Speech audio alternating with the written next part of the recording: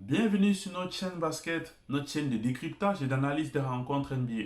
Aujourd'hui, nous parlerons du Game 3 qui vient de se terminer entre les Clippers et les Suns de Phoenix. C'était un game très intéressant. Alors, qu'est-ce qui s'est passé? Qu'est-ce que Devin Booker nous a montré? Qu'est-ce que Paul George a montré du côté des Clippers? Nous vous disons tout de suite.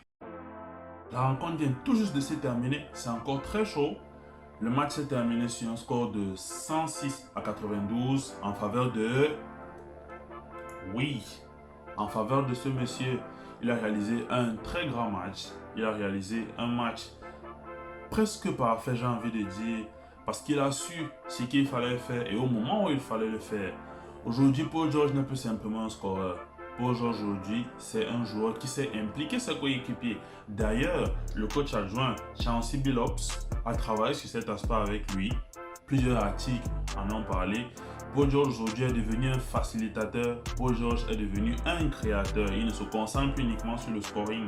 Et les Clippers en ont besoin. Ils en ont grandement besoin vu que leur première option offensive est blessée probablement pour la fin de la saison. Il s'agit de Kawhi Leonard qui risque de ne pas revenir d'ici la fin de la série ou d'ici la fin des playoffs potentiellement.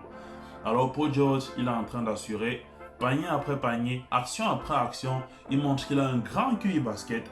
Il montre qu'il a aussi une bonne capacité à scorer. C'est ce qui s'est passé avec Paul George aujourd'hui. Sur tous les pick and roll qu'il a eu, il les a très bien gérés. Il a facilement puni l'équipe adverse avec autant de paniers, avec autant de passes décisives. Il termine la rencontre avec 7 passes décisives et 27 points. Super match de la part de Paul George dans le moment où son équipe en a le plus besoin. Le deuxième lieutenant de cette équipe qui est à souligner, il s'agit de Reggie Jackson. Reggie Jackson est vraiment très bon. Depuis 6 ou 7 derniers matchs, Reggie Jackson est vraiment très bon. Il est le lieutenant sur qui on peut compter. C'est bizarre, il n'était même pas titulaire l'année dernière. Doc Rivers, on doit te revoir. Tyronn, le nouveau coach, l'a titularisé depuis le game contre Utah et ça se passe très bien. Reggie Jackson apporte le scoring, Reggie Jackson apporte les points dont l'équipe a besoin. Et c'est super à voir. Reggie Jackson prend les deep threes et ça rentre. Ouais, c'est bon Reggie Jackson, bravo. Le troisième joueur dont on doit parler de ces Clippers qui a été très sous-coté, il s'agit de Patrick Beverley. Patrick Beverley a été très bon. Vous ne verrez pas ses performances sur la feuille de stats, non. Mais Devin Booker peut vous dire qu'il a été très bon ce soir. Oui, parce que Patrick Beverley a assuré en défense. La tâche était simple pour lui. Mets-moi la pression sur Devin Booker. Et c'est ce qu'il a exactement fait. Il a réussi à mettre une super pression sur Devin Booker. Devin Booker prenait toujours des tirs contestés la plupart du temps. Il a même perdu les ballons à cause de Patrick Beverley. So, Patrick Beverley est vraiment un bon défenseur. Contrairement à ce que beaucoup pourraient penser, qui dit qu'il passe son temps à courir sur le terrain et il aboie juste beaucoup. Oui, il y a cet aspect de son jeu, mais il reste un excellent défenseur. Super performance de la part de Patrick Beverley, ça a félicité. Les Clippers gagnent ce game avec de la manière 106 à 92 à domicile.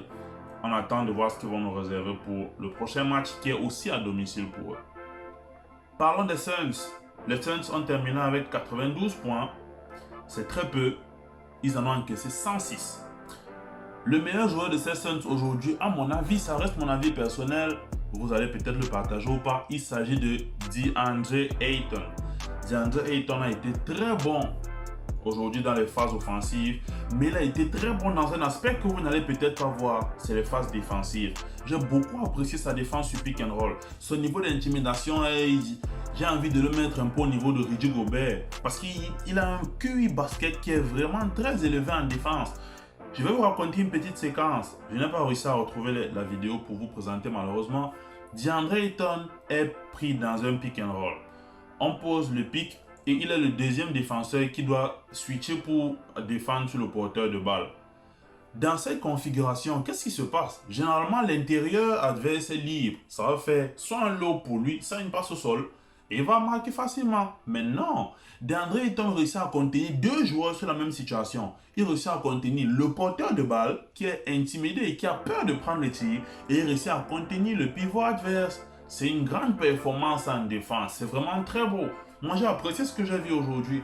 Malgré le match pourri des autres personnes, Lui, il a réussi à faire un bon match. D'ailleurs, on le voit, il a attaqué Ivica Zubac plusieurs fois. Il a réussi à mettre des paniers sur lui. Je me demandais même, Ivica Zubac, si tu ne sais même pas défendre, tu fais alors quoi sur le terrain? C'est mieux que tu sois retiré de sa place à Demarcus Cousins. Lui, au moins, il va scorer.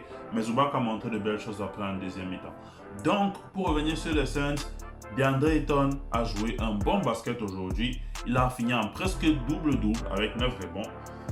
C'était de bonnes choses et on lui souhaite vivement la même chose pour le prochain match, sinon plus, parce qu'il n'a pas été très utilisé en deuxième mi-temps, j'ai constaté.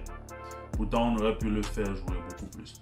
Alors, deux joueurs des Suns qui ont complètement gâté ce match des Suns. Ils sont que deux, hein. Ils sont pas plus que deux. Tout le reste a bien joué, mais les deux ont fait du gros n'importe quoi.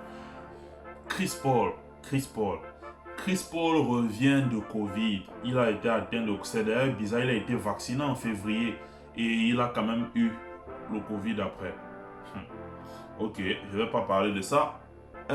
Chris Paul revient de Covid. Il a raté tous les tirs. Il a fini le match avec 5 sur 20, je crois. Soit 5 sur 20. Chris Paul, il faut respecter les mesures barrières. D'ailleurs, je tiens à vous soulever. Vous voyez, même si vous vous vaccinez, respectez les mesures barrières. Si peut-être vous n'allez pas faire des performances aussi merdiques que Chris Paul aujourd'hui, vous n'allez pas forcément vous sentir très bien. Vous pourrez attraper la Covid. Respectez les mesures barrières, les amis. Voilà ce que la Covid a fait à Chris Paul. Il revient, il tire à 25%, 5 sur 20 au tir. Tout ce qui tire, ça rate. Les pertes de balles, c'est lui. Le rythme en défense, il n'y a pas. Vous voyez les dangers de... Deuxième joueur, Devin Booker. Lui n'avait pas la Covid, heureusement, merci. Mais il avait eu un gros choc au visage. Il avait le nez tout amoché. Aujourd'hui, il a joué avec un masque. On a les souvenirs des joueurs NBA qui ont joué avec des masques. LeBron James a joué avec un masque. Kyrie Irving a joué avec un masque. Et chacun dans ces matchs que moi j'ai vus, ils ont fait de très bonnes performances et l'équipe a gagné. Donc aujourd'hui, Devin Booker qui tire aussi à 5 sur 20 et qui perd de 15 points. Je suis désolé mon ami, tu as manqué de respect aux joueurs masqués. Tu as manqué de respect aux joueurs masqués en NBA. Non, tu peux pas venir avec un masque. Quand tu viens avec un masque, on sait que c'est Zorro. On sait que c'est fini, c'est Batman mon gars, il va tout gérer. 5 sur 20 au tir, défaite. Remets-toi en question monsieur. Soit prochainement, si tu sais que tu vas faire un mauvais match, ne porte pas le masque. Soit si tu sais que tu vas faire un bon match, porte le masque. Voilà. La prochaine fois, il faut nous... Si tu viens avec un masque, tu ne peux plus faire un mauvais match. Si tu viens sans masque, là, tu es libre de faire ce que tu veux. Ça t'engage. Mais sache d'ailleurs que ton équipe est en danger. Parce que les Clippers, une fois de plus, ils reviennent d'une série à 2-0. Aujourd'hui, ils sont à 2-1. Toutes les deux premières séries, ils ont été menés 2-0. D'ailleurs, c'est la première équipe de l'histoire à être menée 2-0 3 fois consécutivement dans la même série, dans les mêmes playoffs. À surveiller de très près. L'équipe a montré de très belles choses. Le match était presque serré jusqu'à 12 minutes, jusqu'à le dernier quart-temps. C'était quand même un peu serré malgré des performances merdiques des deux superstars.